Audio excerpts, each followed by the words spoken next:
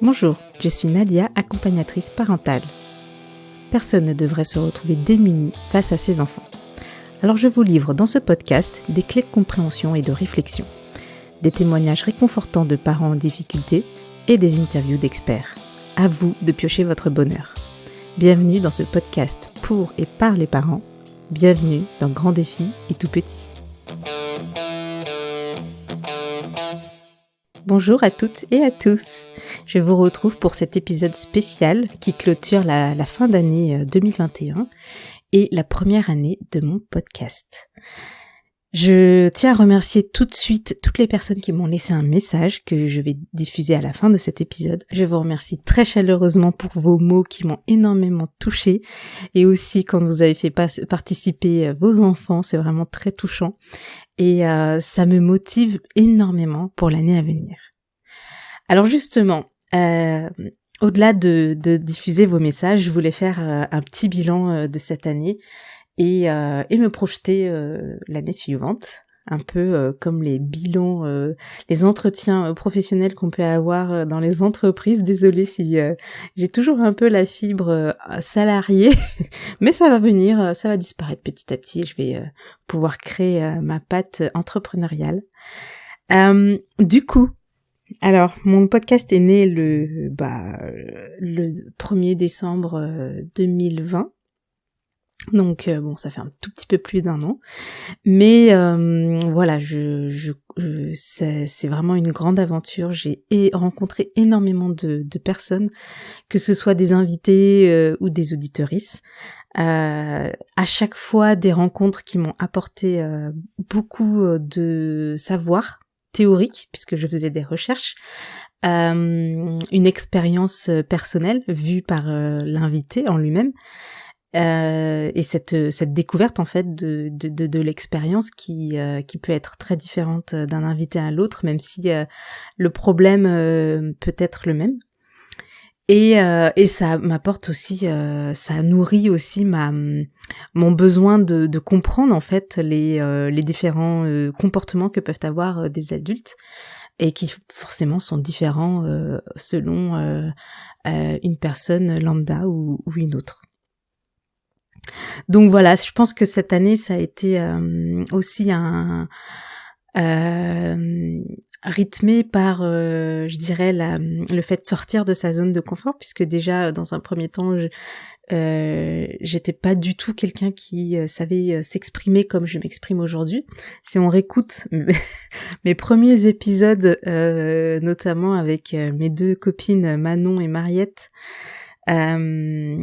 où en fait mes interviews c'est je pose la question, j'écoute la réponse, je rebondis pas forcément, je dis ok et je passe à l'autre question et enfin bref, je suis beaucoup aussi dans le contrôle de moi-même et de mes émotions.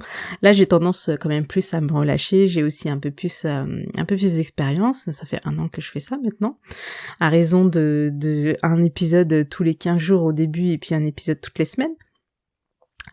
Le fait de s'exprimer devant un micro, c'est pas forcément évident aussi, ça demande aussi de l'entraînement, mais ça vient vite quand même. Par contre, ce qui vient moins vite, c'est vraiment l'écoute active. Et donc par écoute active, j'entends écouter une personne parler. Parfois, les enregistrements duraient 2 heures, même si je coupe énormément pour garder vraiment que l'essentiel.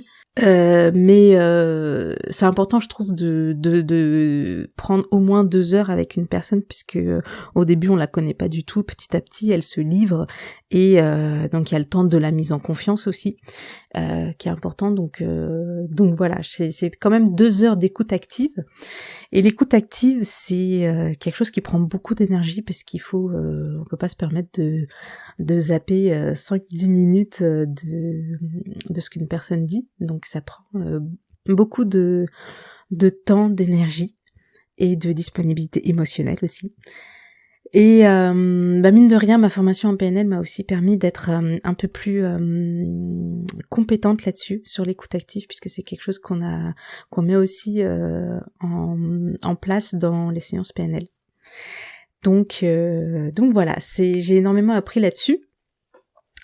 sur cette écoute active et ensuite au niveau du traitement, le montage, la communication, même si en ce moment la communication sur mes épisodes c'est pas vraiment au top, mais voilà, ça prend énormément de temps. C'est aussi une des raisons pour lesquelles j'ai fait un choix pour 2022 dont je vous parlerai tout à l'heure.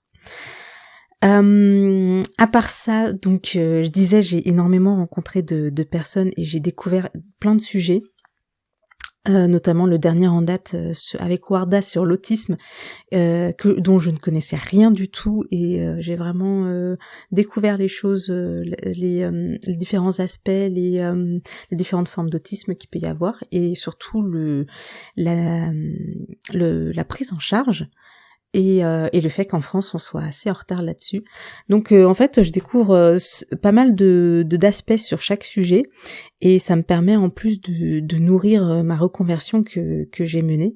Donc je dis pas que je vais pouvoir traiter les choses dans mes accompagnements, mais peut-être orienter les parents vers des pédopsychiatres spécialisés, pour si jamais je vois qu'il y a une tendance à un haut potentiel ou de l'autisme, etc., etc. D'ailleurs, voilà, le haut potentiel, un des thèmes que je vais aborder rapidement en 2022. Voilà pour l'année, et donc de manière plus personnelle, je dois parler de ma reconversion, puisque quand j'ai commencé le podcast, j'étais salariée, et petit à petit, je me suis vite rendu compte que ça me plaît énormément, ce domaine-là, et sans savoir vraiment dans quoi me lancer. Donc voilà, j'ai mené un parcours d'introspection grâce au bilan de compétences nouvelle génération de Charlotte de Pourquoi pas moi. J'ai découvert en fait ce vers quoi je voulais m'orienter, me reconvertir, ce qui faisait sens. J'ai découvert ma mission de vie comme elle a envie de révéler chez chacun des personnes qu'elle aide. Et ça m'a fait énormément de bien, puisqu'en ce moment, à la même époque, je traversais aussi une dépression. Donc c'est en fait le projet qui m'a permis de tenir pendant cette phase dépressive dont les causes étaient diverses. Et bien forcément cette reconversion, elle a du sens, puisque je me reconvertis dans l'accompagnement parental, que je propose des séances individuelles basées sur de la PNL pour redonner confiance dans leur parentalité aux parents, pour apaiser les tensions quotidiennes qui peut-être sont devenues trop nombreuses, pour redonner des clés de compréhension chez certains parents qui peut-être n'ont pas eu la chance d'avoir été sensibilisés à la psychologie ou au comportement humain ou infantile. Donc voilà, parce que ce qui m'anime en fait, c'est que quand moi-même j'ai été démunie, en tant que parent, j'ai vraiment cherché de l'aide, j'ai vraiment cherché des outils, j'ai vraiment cherché des solutions que je n'ai pas trouvées, et j'ai vraiment envie de donner ce soutien et cette aide-là à tous les parents qui se sentent démunis. Et mais voilà, sans pour autant exclure ni l'enfant ni le parent. Donc je trouve que c'est très important d'écouter, de découvrir quelle sorte de parent on a en face de soi, et de découvrir quelle relation il y a entre le parent et l'enfant, et aussi bien sûr quel enfant on a, quel enfant est décrit par les yeux de son parent. Donc voilà, depuis je dirais l'été, je me consacre à fond à cette reconversion. J'ai changé mon Instagram, j'ai adapté mon intro de podcast, j'ai mis en place une communication différente. Dernièrement, j'ai mis en ligne mon site grâce à Émilie, ma webmastrice. Et voilà, ça se met en route petit à petit, et très récemment j'ai enfin déclaré mon activité officiellement à l'URSSAF. Donc je vais pouvoir commencer vraiment à vendre mes prestations à partir de janvier. Donc voilà, le train est en marche et donc pour une année 2022 qui j'espère sera tout aussi forte en expérience, rebondissement et épanouissement, surtout pour moi comme pour vous aussi, auditeuristes.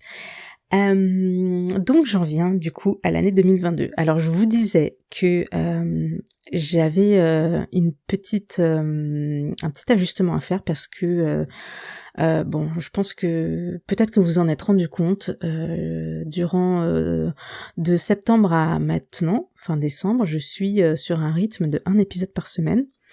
Et avec les différentes formations que j'avais, la mise en place de mon activité, je me suis retrouvée certaines semaines complètement sous l'eau. Donc c'était assez compliqué. D'ailleurs ces semaines-là, j'ai fait une rediffusion et il y a une semaine où j'ai carrément rien sorti du tout. Donc voilà, pour pas être dans un rythme un petit peu aléatoire comme ça, en 2022, je vais revenir sur un rythme de 1 épisode tous les 15 jours.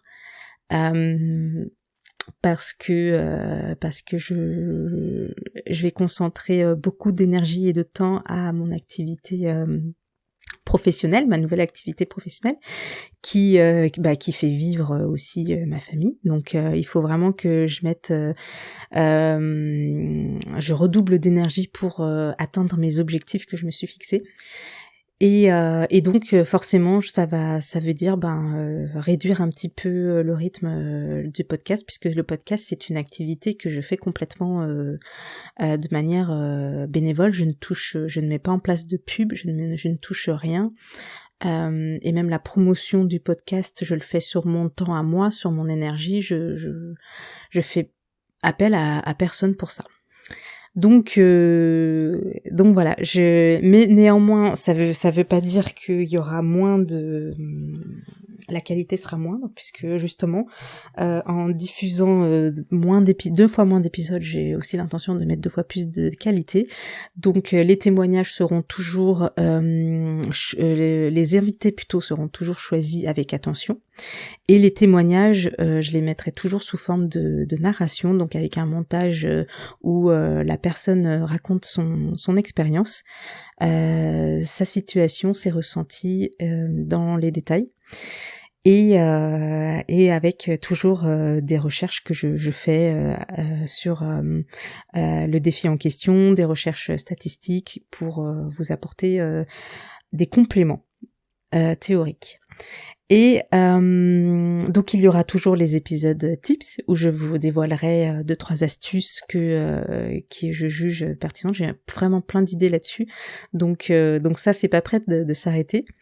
Et je continue aussi les épisodes portraits dès que j'ai des invités que j'estime qu'ils ont une vie assez atypique, une parentalité plutôt atypique, ou qu'il y a plein de choses à apprendre ou à découvrir de ces personnes-là. Et voilà. Donc n'hésitez pas, en tout cas, si vous avez vous de votre côté des suggestions à me faire sur que ce soit des personnes dont vous avez envie que j'interviewe dans un épisode portrait, que ce soit un défi que vous avez envie d'entendre dans un épisode défi, ou que vous avez envie que je décortique une question en tant que parent que vous pouvez vous poser, ou que vous avez envie que je décortique une théorie particulière. Voilà, j'essaierai d'y répondre dans la mesure du possible. Voilà, je pense que j'ai fait le tour sur cet épisode spécial que je clôturerai avec les témoignages, avec vos témoignages. Eh bien, il me reste plus qu'à vous souhaiter de très bonnes fêtes pour la fin d'année, à prendre soin de vous, à faire attention à vous, à prendre soin de vos proches aussi. Et j'ai aussi envie de vous donner peut-être une petite attention particulière vu que c'est les vacances scolaires et que bien sûr j'ai pas prévu de sortir d'épisode pendant ces vacances scolaires. Donc le prochain sera le 7 janvier si je ne me trompe pas, le vendredi, c'est ça, le 7 janvier. Donc j'ai envie de vous dire pendant ces 2 semaines de vacances scolaires, eh bien tout simplement d'observer votre enfant. Dans des moments où il joue avec ses copains ou avec son frère, sa sœur, ou tout seul, d'observer ses réactions, d'observer comment il se débrouille à table, d'observer comment il s'habille, d'observer comment il met ses chaussures, sans forcément faire de remarques, sans forcément vouloir l'aider parce qu'il n'y arrive pas.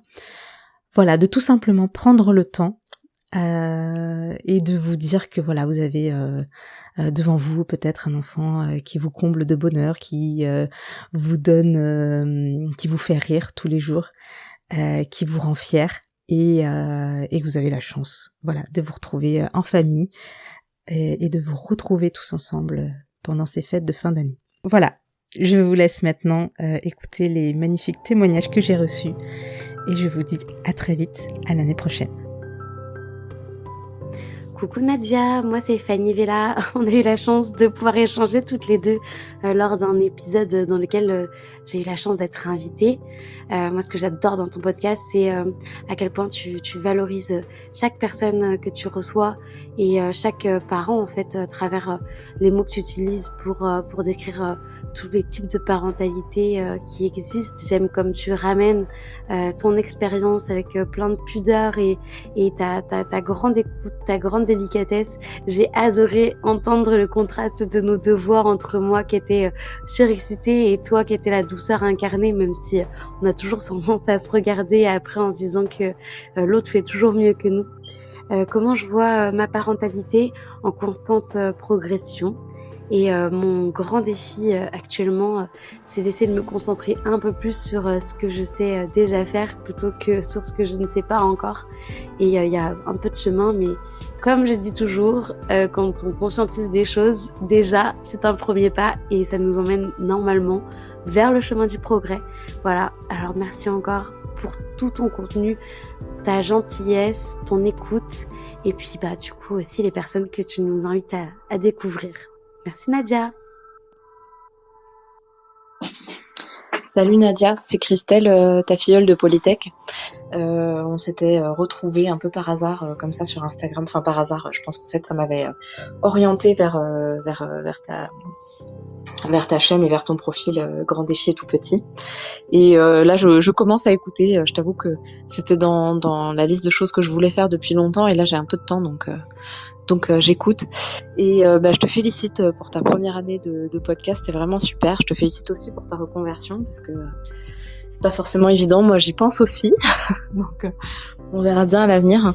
En tout cas merci beaucoup, j'ai écouté tes petits tips sur Piaget, je pense que je vais faire l'expérience avec Valentin tout à l'heure quand il rentrera de l'école, mais bon je sais à quoi m'attendre.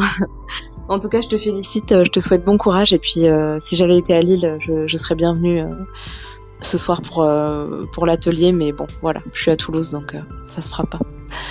À bientôt, j'espère. Bye. Bonjour, donc moi c'est Lola, je suis une fidèle auditrice de Grand Défi et Tout Petit. J'ai 34 ans. Je suis mariée et maman d'un petit garçon de bientôt 5 ans. Je suis également la créatrice du podcast Atypé Podcast. Et donc, je prends la parole aujourd'hui pour vous parler de mon défi dans ma parentalité. Mon défi, c'est de ne plus culpabiliser. C'est quelque chose que j'ai ressenti dès la grossesse, en fait. À partir du moment où j'ai su que j'étais enceinte, j'ai eu ce sentiment de culpabilité qui est apparu. J'ai eu une grossesse plutôt difficile, avec beaucoup d'émotions, des émotions très fortes, liées à des décès, la maladie aussi. Et la culpabilité a commencé à ce moment-là, où je me disais, mais je suis en train de faire vivre à mon bébé des choses déjà super difficiles. J'avais peur qu'il y ait des conséquences sur son développement et sur ce qu'il allait ressentir plus tard. Et du coup, c'est quelque chose qui ne m'a pas quittée. C'est un sentiment que j'ai ressenti dès sa naissance. Il est arrivé avec plus d'1 mois d'avance, donc j'étais alitée pour garder mon bébé encore plus longtemps dans mon ventre. Même si je sais que je suis pas responsable du fait qu'il soit arrivé plus tôt, c'était une émotion, un sentiment que je ressentais. Je me disais que si mon bébé était arrivé avec plus d'1 mois, c'était certainement moi qui étais aussi responsable, que je m'étais pas suffisamment écoutée, que j'avais pas pris suffisamment soin de moi et de lui. Et voilà, et c'est une émotion un sentiment que j'ai ressenti tout au long de ma maternité, même en grandissant. Et maintenant, mon défi est donc de ne plus culpabiliser, notamment par rapport à un choix pour lequel je suis tout à fait en accord avec moi-même. C'est le choix de n'avoir qu'un seul enfant. C'est un choix que j'ai fait donc avec mon mari. Personnellement, j'ai longtemps hésité. Ça a été quelque chose qui était très présent. Pour moi, j'avais envie d'avoir d'autres enfants, d'avoir un deuxième enfant. Et puis, mais en même temps, c'était pas le moment. Pour moi, c'était pas le moment par rapport à notre vie de famille. Bon, maintenant, ça fait 4 ans et demi, donc j'ai évolué sur la question et maintenant, avec mon mari, on sait que nous sommes d'accord tous les deux pour n'avoir qu'un seul enfant. Donc, c'est quelque chose que j'assume totalement. En tout cas, je suis OK avec ce choix. En revanche, il y a toujours cette culpabilité par rapport à mon fils, où je me dis que je le prive malgré tout d'un frère ou d'une sœur qui pourrait être là avec lui pour l'accompagner mutuellement dans leur vie.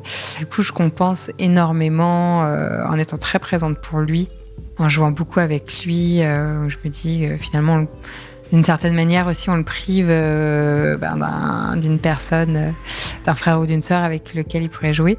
Je sais pertinemment que ce n'est pas une raison valable pour laquelle on fait un deuxième enfant, et donc c'est pour ça que d'ailleurs on a fait le choix de ne pas en avoir.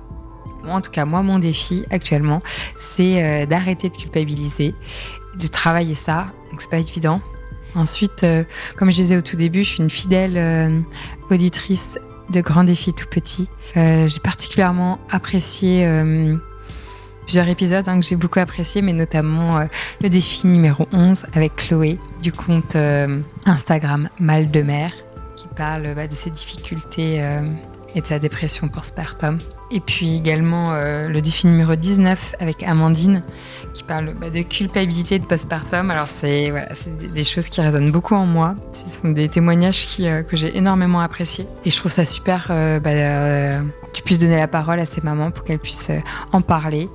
Du coup, informer aussi les autres mamans. En tout cas, j'aurais vraiment, vraiment apprécié de pouvoir écouter, en tout cas d'avoir ce genre d'informations quand moi, je vivais mon postpartum.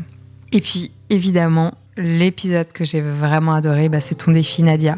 Ton défi numéro 14. C'était un témoignage vraiment très émouvant, vraiment poignant, dans lequel tu parles de beaucoup de choses, de ta dépression, des VO, de ton fils, de l'école, de tout ça. J'étais très, très émue quand j'ai écouté cet épisode, où vraiment tu te livres, où tu dis tout avec honnêteté, sincérité, et c'est vraiment pas facile de se livrer, de parler de soi et d'ouvrir son intimité, d'ouvrir ce qu'il y a de plus précieux, de plus intime, sa famille. Mon petit mot de la fin, félicitations Nadia, bravo vraiment pour tout ton travail, et puis surtout bon anniversaire pour tes 1 an de podcast. Merci à toi.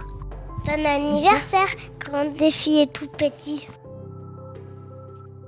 Salut, moi c'est Florian de Golden Monkey, je suis développeur web, je crée des sites internet pour les femmes entrepreneurs dans les domaines de la beauté, de la santé et de la féminité.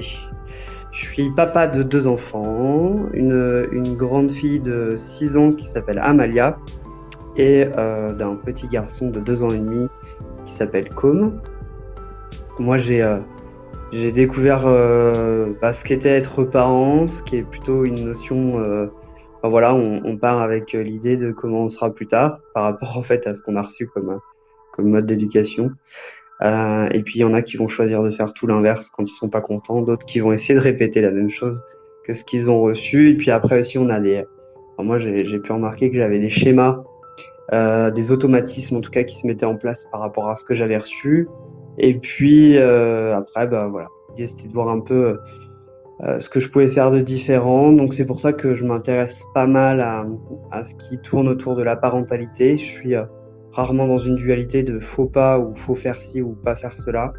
Dans l'opposition, j'essaie toujours de faire avec, de composer finalement. Et puis la parentalité, c'est quelque chose qu'on apprend, qu'on construit avec soi et puis avec ses enfants. Donc voilà, souvent c'est quand même le miroir de ce qu'on est nous.